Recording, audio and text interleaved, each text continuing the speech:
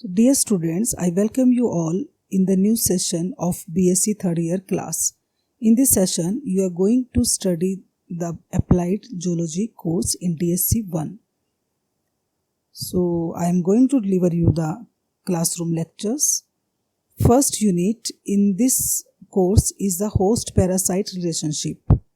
And in host-parasite relationship, first term is symbiosis. Symbiosis means to live together. It's the term for the interdependence of very different species which are sometimes called symbionts. It is non-competitive relationship and it's a relationship between organisms of different species showing intimate association with each other. So organisms living together in an ecosystem depend upon one another in order to survive. They interact in a number of ways to enable them to acquire food, shelter, protection, support, and transportation. So, in general, symbiosis is of three kinds. First is mutualism, in which both species benefited. Second is commensalism, in which one species benefits and there is neutral impact on the other.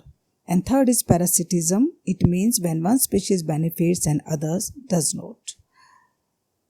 So parasitism, it's interaction in which one organism, the parasite, derives nourishment from the other organism, the host.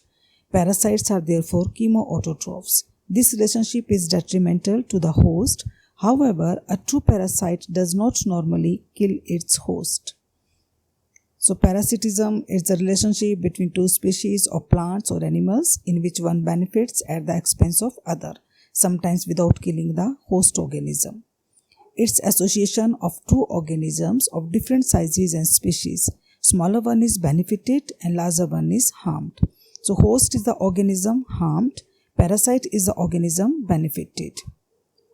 A host may be human being, animals, plant or other organisms in or on which another organism, especially a parasite, lives. It may be homologous host and heterogeneous host.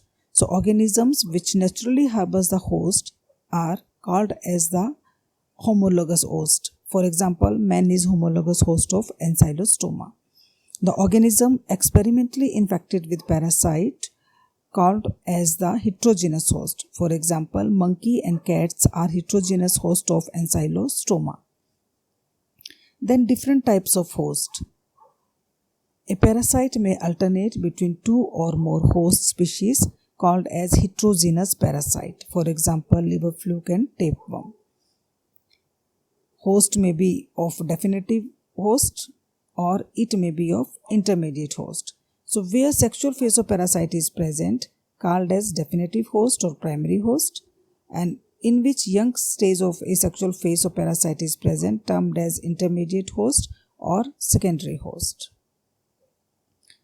Then there are different types of parasites. Ectoparasites, which remain external to the host, takes fleas and leeches.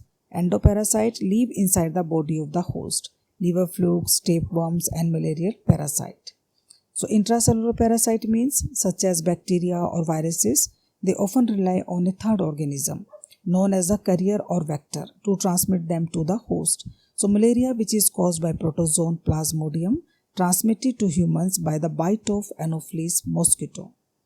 So obligate parasite and facultative parasite.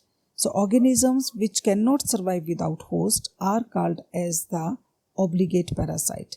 An organism that may occur in free living state and can live as parasite also is called the facultative parasite. For example, Acanthamoeba are free living as well as the parasite.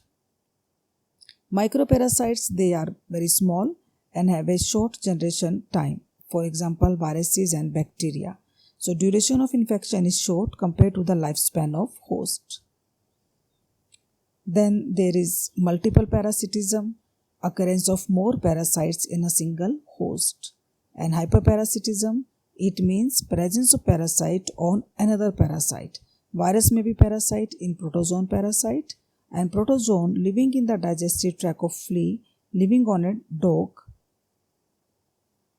So showing the example of hyperparasitism.